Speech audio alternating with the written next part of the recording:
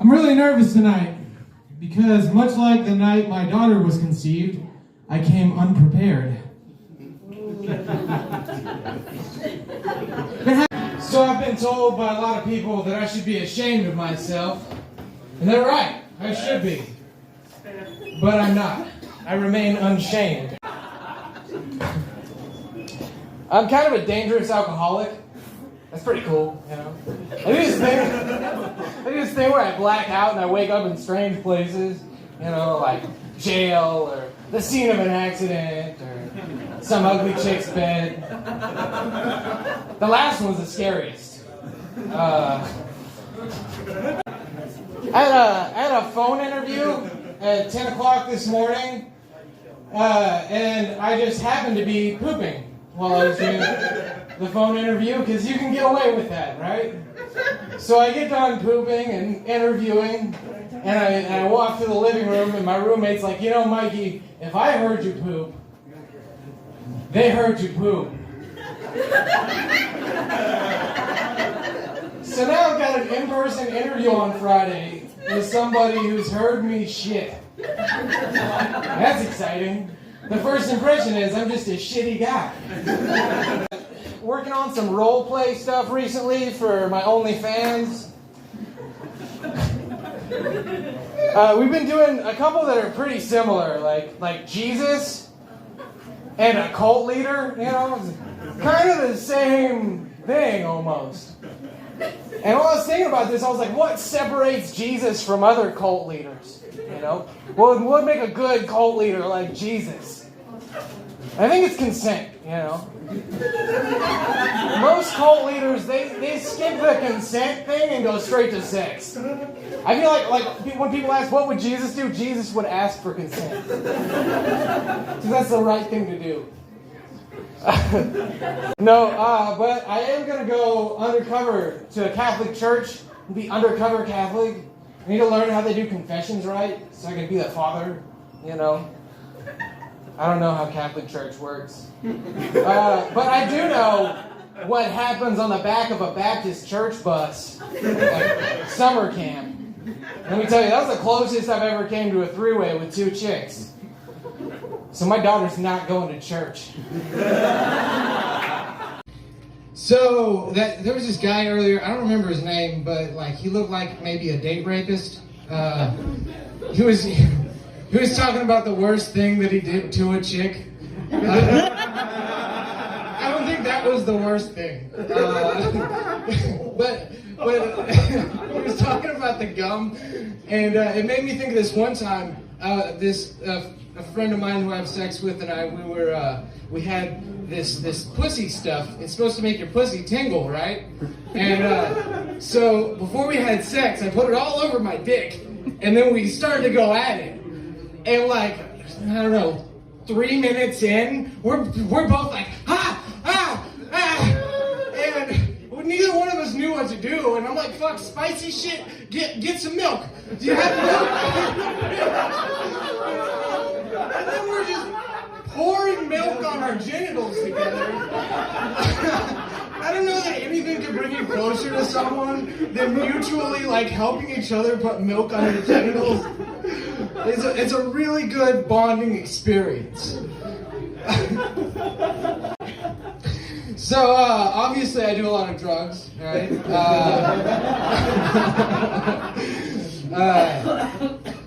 And I, of course, have an acid story. This one I like to call Acid and Assault Rifles. Because I live here now, but I'm from Lake of the Ozarks. And it was, it was 4th of July at Lake of the Ozarks. So I'm hanging out on this dock with my friends. We're tripping balls. I'm 6 hits of acid deep, right?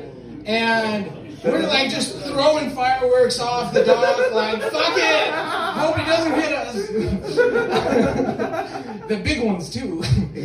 But anyways, it gets to be about 4 in the morning, and it's pouring down rain. And then some stranger comes up and he's like, hey, you guys are still partying? How's it going? And he looked like kind of a square, like he maybe drank, but he definitely wasn't on our level. And Our friend Steve, he typically on 4th of July likes to pop off a shot or two into the lake. And so we got this random stranger here, and then Steve, you know how some characters, whenever you're tripping, they're like cool, they're chill, and then some people, they turn into like, they have psychopath in their eyes. Steve had psychopath in his eyes, right? And we got this stranger here, and we're all talking, and start talking about guns, and then Steve's just like, yeah, it's time? And we're all tripping, so we're like, yeah, dude, it's time. Yeah, it's always time. It's time o'clock right now, dog. So, he's just like being a maniac, right? And then he pulls out the gun case, and like, I'm tripping so hard, I'm like, oh, I didn't know Steve plays guitar. And I'm like, yeah, dude, play us a tune. And then all of a sudden, Steve like opens up the gun case, and he just like picks it up, and he runs to the end of the dock, empties out a clip. This stranger, dude, he was like, yeah, so I'm out of here. He disappeared, never saw him again. And then I ran inside and sat in the fetal position. I was convinced I was going to prison because I was on acid and someone else shot an assault rifle. So, I know I've got game. And this is why.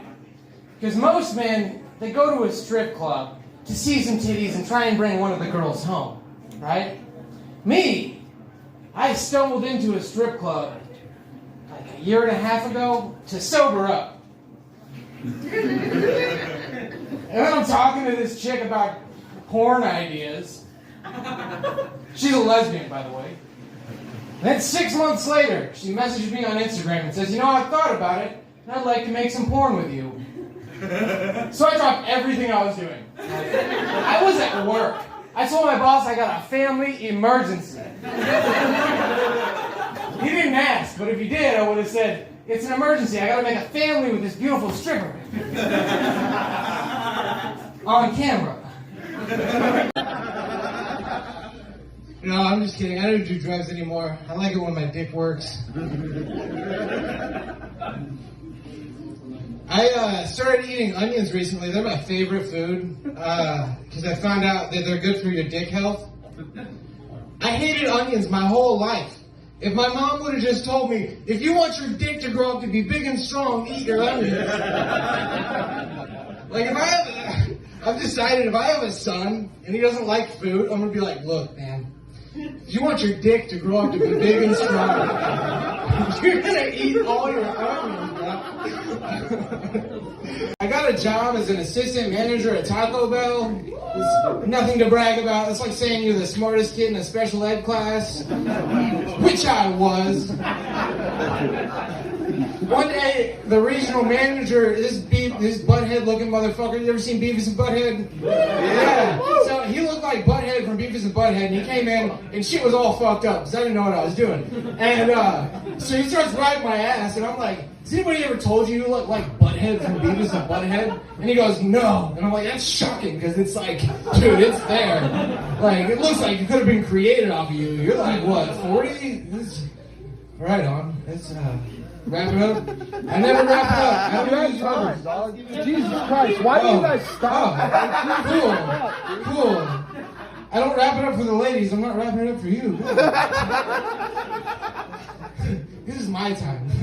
I feel like kind of a dick because I came here like 3 weeks ago and I didn't want to watch the show because, like, you know, you can't sign up right away, and so I just walked out because I don't want to watch the show. I fucking am the show, dude.